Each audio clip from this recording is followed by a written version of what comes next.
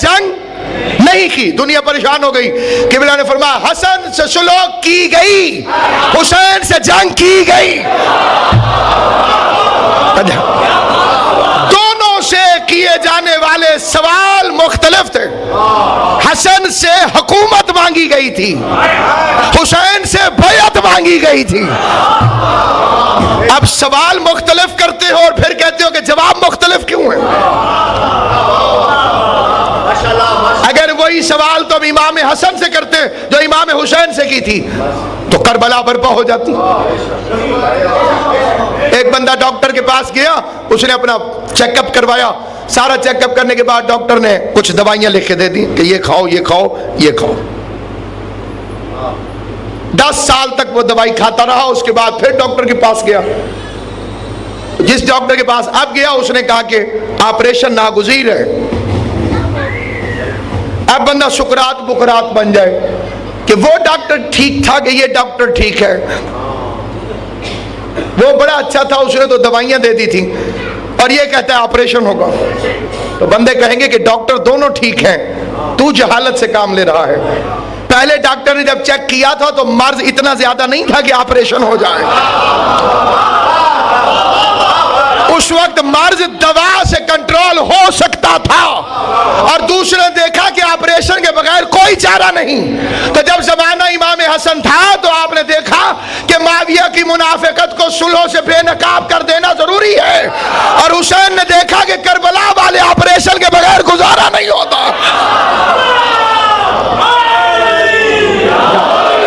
یہ کہا جا سکتا تھا کہ چانس نہیں دیا گیا. آل محمد تھوڑا سا چانس دیتے. ایک طرف سیاست دنیا, فریب کاری شیطان, رشوت اور اس کے جتنے فیکٹ ہیں وہ پچھلی تقریروں میں نے آپ کی خدمت میں عرض کی ہیں. سب سے پہلے دشمنی ولایت, کہ اگر ولایت آل محمد کو تسلیم کر لیں گے تو حکومت کرنے کا حق نہیں رہتا.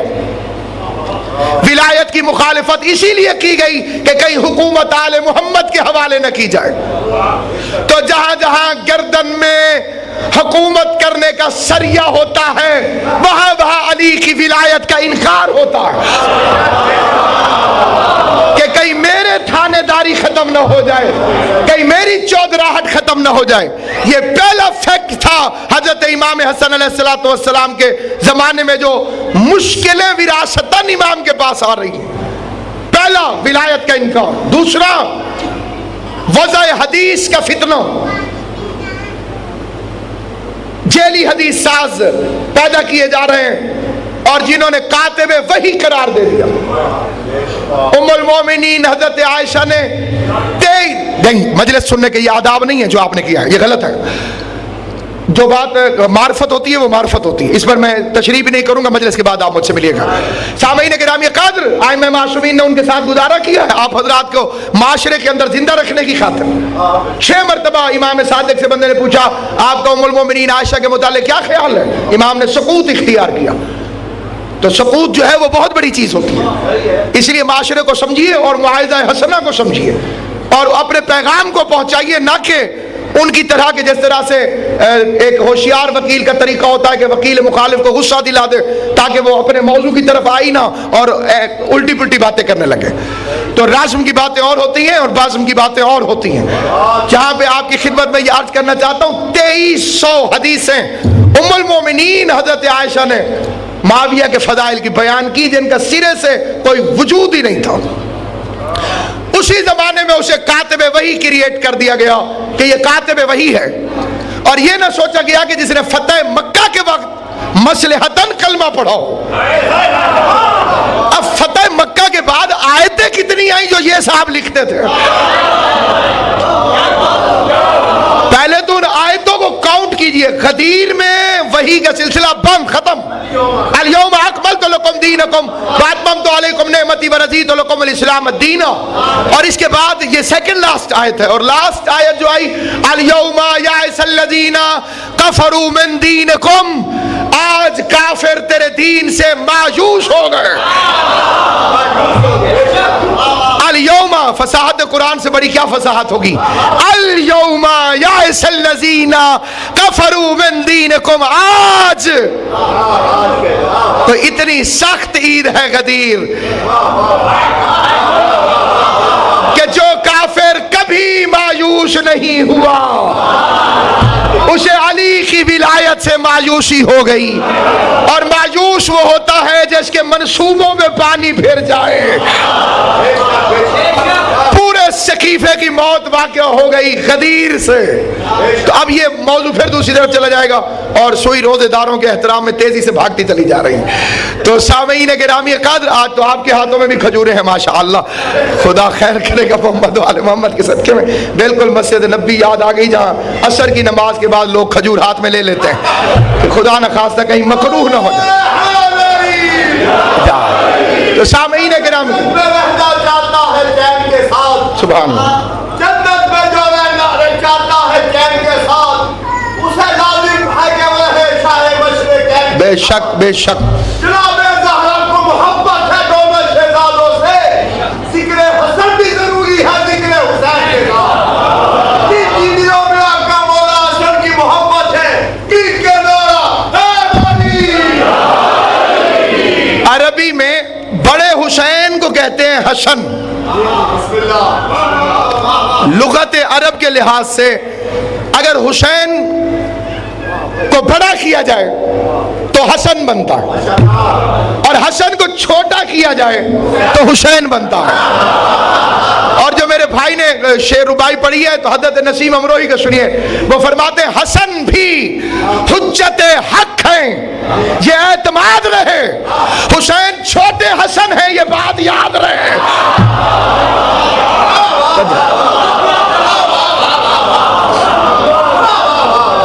तो इसलिए सामीन गिरामी क़द्र सिब्त अकबर का तज़किरा है और आपकी तवज्जो चाहता हूँ। वज़ाए हदीस, कल मैंने अर्ज किया था कि खुद अहमद इब्न हंबल हैरान होकर खड़े हो गए उस शख्स के सामने जो हदीस बयान कर रहा था अहमद इब्न हंबल के नाम से, कि फरमाया अहमद इब्न हंबल ने कि जो एक मर्तबा ला इलाहा इल्लल्लाह कहे, अल्लाह जन्नत में एक परिंदा पैदा करता है जिसकी चोंच सोने की होती है और वो क़यामत तक फिर उस मोमिन के लिए ला इलाहा इल्लल्लाह पढ़ता रहेगा। अहमद इब्न हंबल ने उठ के कहा, क्या तू अहमद इब्न हंबल को जानता है?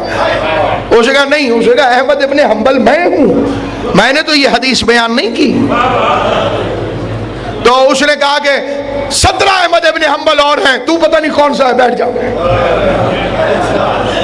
तो ये फितना शुरू हो गया। और उसके बाद पूरी जिम्मेदारी से फिर कहता हूं, सिर्फ अहले सुन्नत नहीं, अहले हदीस उलमा की किताबों की भी जिम्मेदारी से, कि उम्मुल मोमिनीन बीबी आयशा ने आखिरी उम्र में इमाम हसन से पर्दा करना शुरू कर दिया।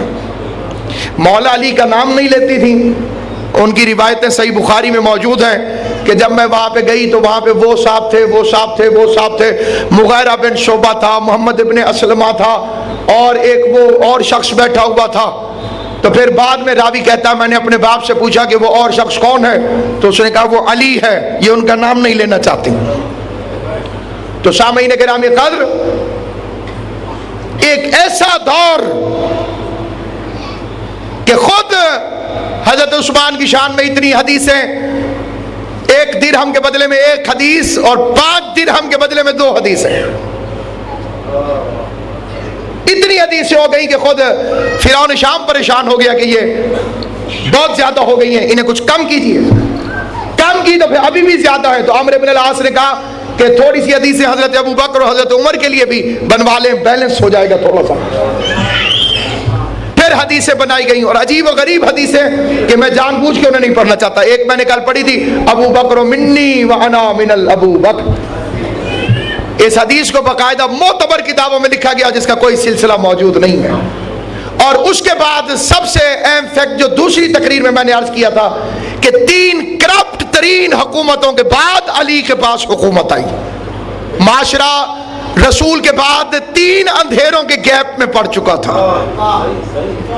और फिर तीसरे दौर उसमें रिश्वत अरूज पर, और अब आ गया एक ऐसा इंसान, पहला आर्डर अमीरुल मोमिनीन का, पहला जो सरकारी तौर पर अमीरुल मोमिनीन ने پہلا حکم جاری کیا ظاہری سرکاری طور پر، وہ یہ تھا کہ میں معاویہ کو معزول کرتا ہوں، جسے ایک پوری سازش کے تحت شام کے سیاہ و سفید کا مالک بنایا گیا تھا، کیونکہ اسے گورنر بنانے والا مسلمانوں کا دوسرا خلیفہ اچھی طرح سے جانتا تھا کہ یہ اہل بیت سے ٹکر لینے میں کسی قسم کی کوئی رعایت نہیں کرتا، اور اسے اسلام سے انتقام بھی لینا تھا، اسلام سے انتقام دونوں طرف سے، تب اسے سیاہ و سفید کا مالک بنا دیا گیا۔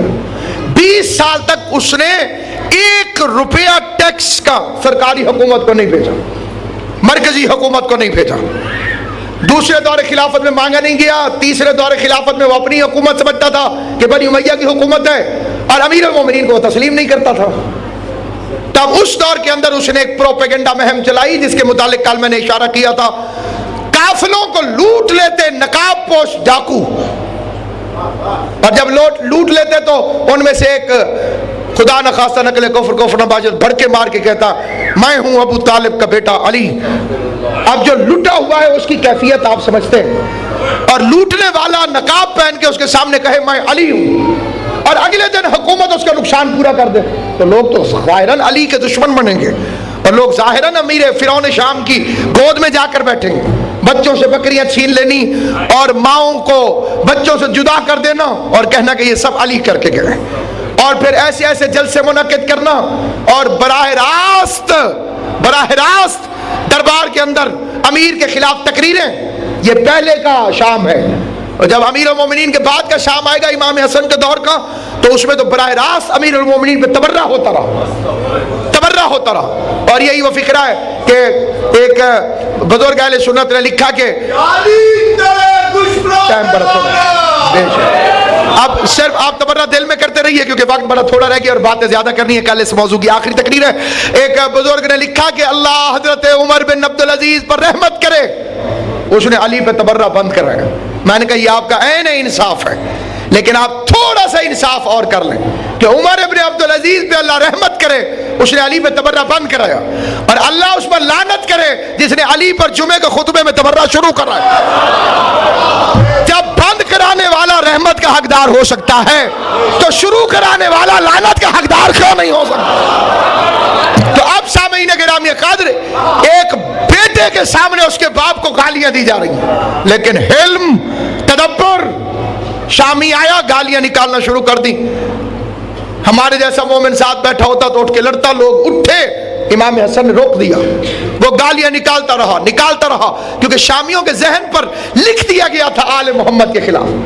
تراویح پڑھنے والوں کو امام حسن نے درے مارے، انہوں نے شام میں پروپیگنڈا کر دیا علی نماز نہیں پڑھنے دیتا، روکتا ہے، عادت پڑ چکی تھی۔ تو اب یہاں پر آیا اور امام کو گالیاں دے رہا، امام سنتے گئے۔ راوی کہتا ہے چہرے کے تبسم میں فرق نہ آیا، اور امام علیہ الصلوۃ والسلام مسلسل اس کی باتوں کو سنتے رہے، اور جب تھک گیا تو غلام سے کہا پانی پلاؤ اسے۔ غلام نے پانی پلایا، پھر تازہ دم ہو گیا، پھر فرمایا اب اسے بھوک لگی ہوگی، اسے کھانا کھلاؤ۔ کھانا کھلا دیا گیا، تو کہا کہ رات سونے کی کوئی جگہ ہے؟ چپ رہا، کہا میرا بستر دے دو اسے، سلا دیا، اور جب جانے لگا تو مولا نے گھوڑا دیا اور 1000 درہم زیادہ راہ، کہا خدا حافظ۔ تو وہ ایک مرتبہ گھوڑے پہ چڑھا، تھوڑی دیر گیا، اور پھر پتہ نہیں اس نے کیا سوچ کے گھوڑا موڑ لیا اور گھوڑے سے اترا نہیں، گرا، اور امام حسن کے قدموں میں آیت پڑھ رہا تھا اللہ عالم حیث یجعل رسالتہ۔ واقعی اللہ بہتر جانتا تھا کہ وہ رسالت کو کس خاندان میں رکھے، اللہ بہتر جانتا تھا کہ وہ رسالت کو کس خاندان میں رکھے۔ فرمایا اگر کوئی میرے ایک کان میں گالیاں دے اور دوسرے کان میں آ کے معذرت کر لے تو میں عذر کو قبول کر لوں گا، میں اسے معاف کر دوں گا۔ پھر لوگ کہتے ہیں کہ بڑی شادیاں کی طلاق دے دیتے تھے، تو اس کے لیے ایک دلیل تو یہ ہے جس نے جودہ جیسی بیوی کو طلاق نہ دی۔ توجہ ہے یا نہیں؟ یہاں پہ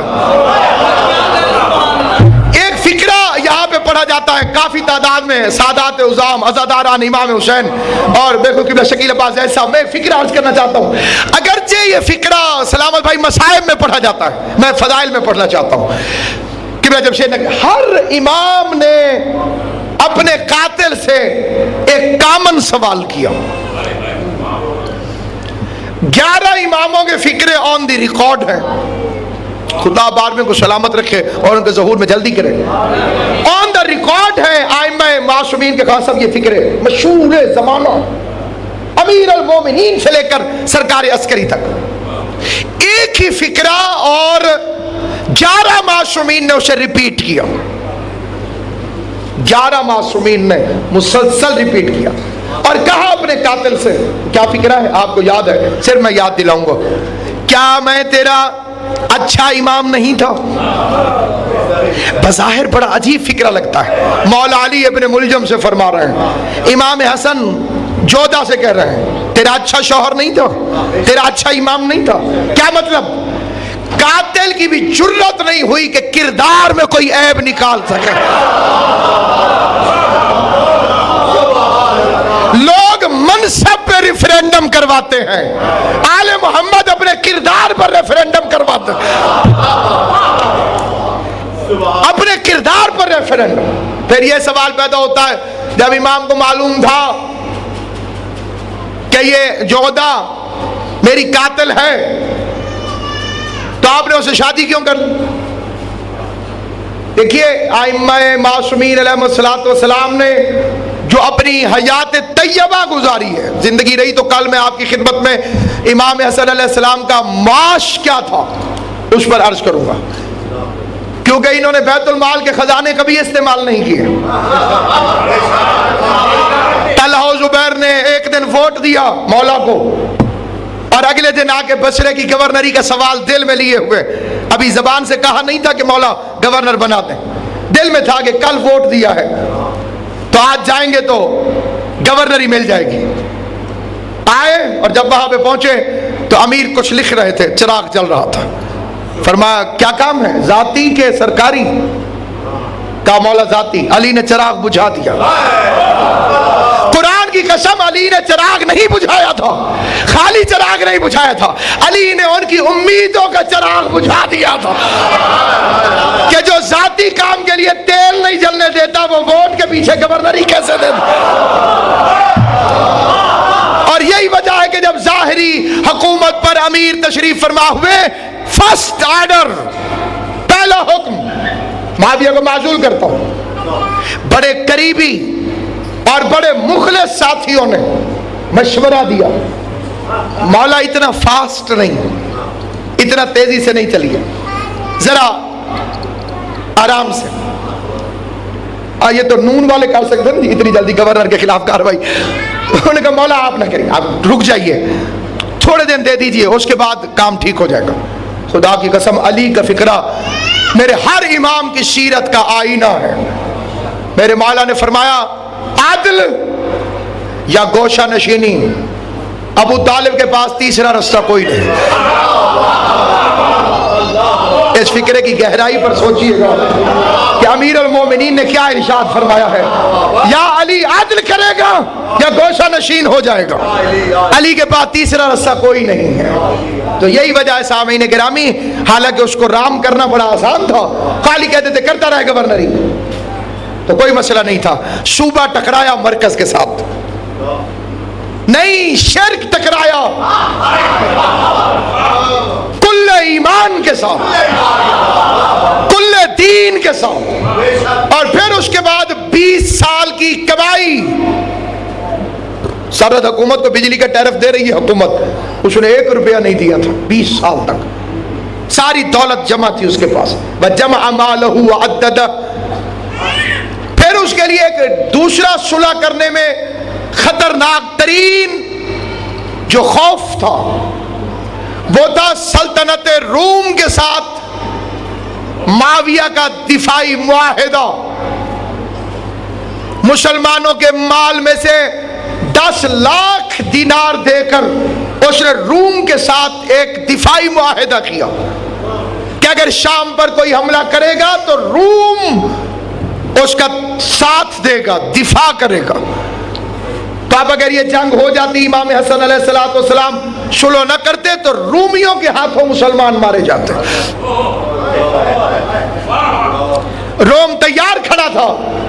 حملہ کرنے کے لیے، اور رومیوں سے اس کے جو جائز ناجائز تعلقات ہیں وہ کثیر تعداد کے اندر موجود ہے کہ فرعون شام 1 مہینے ایک جہاز بھرا ہوا مسلمانوں کی بیٹیوں کا وہ اس کمینے رومیوں کو بھیجتا تھا، اور ایک مرتبہ جب پھر جہاز آتا تھا 3 مہینے کے بعد تو پھر دولت سے بھر کے خراج دیا جاتا تھا۔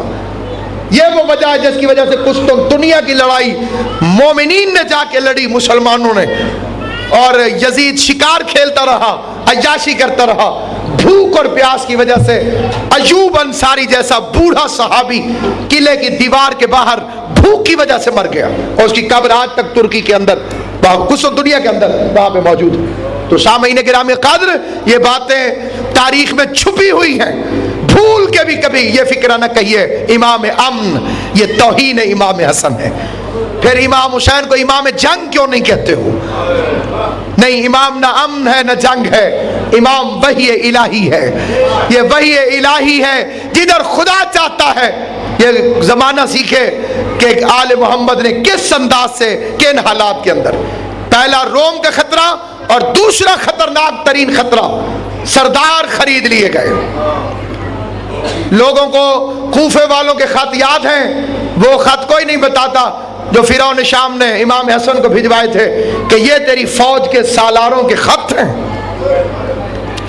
ایسا آدمی 8000 کی فوج پر کھڑا تھا امام کے لشکر میں، جو آگے کہتا تھا حسن میں تیرا ساتھ دوں گا اگر تو توبہ کر لے اور اپنے باپ پر تبرہ کر۔ تو بتائیے امام حسن کیا کرتے ہیں؟ رات کے وقت جب ایک بندے نے آگے کہا السلام علیکم یا عزل المومنین، مخلص تھا، فکرہ سخت پڑھا اس نے، خدا اس کے معاملے کو معاف کرے۔ اگلے فکرے بتاتے ہیں کہ امام اس سے راضی رہے، اس کے ان فکروں سے ناراض نہیں ہوئے، کیونکہ لوگ ظاہری حالت کو دیکھتے ہیں، ظاہر ہے کہ امام نہیں تھے۔ تو جائے مومنوں کو ذلیل کرانے والا امیر میرا سلام۔ تو امام نے اسے قریب بلایا، کہا کتنے لوگ ہو تم؟ یہ مدائن کی بات کہ مولا پورا مدائن فرزند رسول کی حمایت کے لیے تیار ہے۔ فرمایا تم 9 بندے لے کر آؤ، میں جہاد کروں گا۔ کیسے پتا چلے گا یہ 9 بندے مخلص ہیں؟ امام نے فرمایا ان سے کہنا کہ گنجے ہو کے آئیں گے۔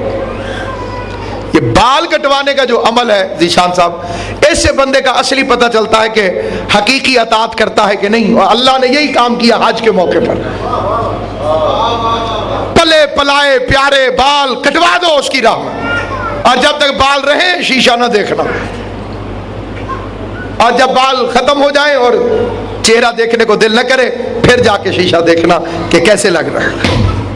اور یہی وجہ ہے کہ جب یزید کمینے نے شراب کے نشے میں امام زین العابدین کے متعلق گستاخی کرنا چاہی دربار کے اندر، اور فکر کہا یہ لڑکا کون ہے؟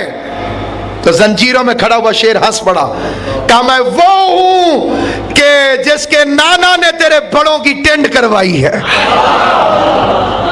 جو ہے یا نہیں، آپ خرچ کروا کے وقت اب نازک ہو گیا ہے، یہ باتیں انشاءاللہ یہیں سے میں کل آپ کی خدمت میں عرض کروں گا، لیکن یہاں پر اختتامی بات یہ عرض کر دینا ضروری سمجھتا ہوں کہ وہاں پر وہ گیا اور جب آیا تو اکیلا تھا، اپنی صرف اس نے بال منڈوائے ہوئے تھے۔ ربی بن کیس کہہ رہا تھا مولا میرے علاوہ مجھے کوئی نہیں ملا، تو کہا تو ایک ہے کیا تجھے مروا دوں؟ تو ایک ہے کیا تجھے مروا دوں؟ تو امام کی نگاہ میں جہاں شیعان علی کا تحفظ ہے، اور کل انشاءاللہ زندگی رہی تو میں اصلی ریفرنسز کے ساتھ سلو نامے کی شرائط بیان کروں گا، بکواس شامل کر دی گئی شرطوں کے اندر، اور ہماری کتابوں والے بھی بعض لکیر کے فقیر ادھر سے پکڑا اور ادھر چھاپ دیا۔ 1 لاکھ روپے مجھے دیتا رہے گا سالانہ، یہ معیار امام حسن ہے؟ حکومت چھوٹا ہے اور 1 لاکھ روپے مانگ رہا ہے۔ یہ دنیا کو کہہ دیا کہ انہیں تو بس شادیاں چاہیے تھیں، انہیں تو بس پیسہ چاہیے تھا، بس پیسہ دیتے رہو میں شادیاں کرتا رہوں، انہیں حکومت سے کیا کام؟ یہ بنی امیہ کی سازش۔ اور آج کل کے زمانے میں ان باتوں کو عام کر دیا گیا۔ پہلی شرط تھی کتاب اور سنت رسول، सुलह होती उन्हीं शर्तों पे है जिन पे झगड़ा हो। इमाम हसन ने उससे लिखवा लिया कि ना तेरा कुरान से ताल्लुक है ना सुन्नत रसूल से ताल्लुक है। तो ये एक सबसे बड़ी फतह है। डॉक्टर प्याम आदमी के शेर पे इक्तफा होगी, आज मसाइब नहीं होंगे, बिल्कुल शब विलादत में हम पहुंच चुके हैं। खुदा आप सबको मुबारक करे। हजरत इमाम हसन अलैहिस्सलाम के नजूल पर नूर को डॉक्टर प्याम आदमी फरमाते हैं, तोड़े हैं तेरी सुलहों ने बातिल के हौसले, तूने कलम से काम लिया जुल्फ़िकार का। खुदावंदा मोहम्मद और अहले बैत मोहम्मद के वास्ते इस जिक्र पाक को अपनी बारगाहों में शर्फ कबूलियत अता। हजरत इमाम हसन अलैहिस्सलाम की इज्जत अज़मत का वास्ता जमी मोमिनीन और मोमिनात के रिज़्क़ में बरकत अता।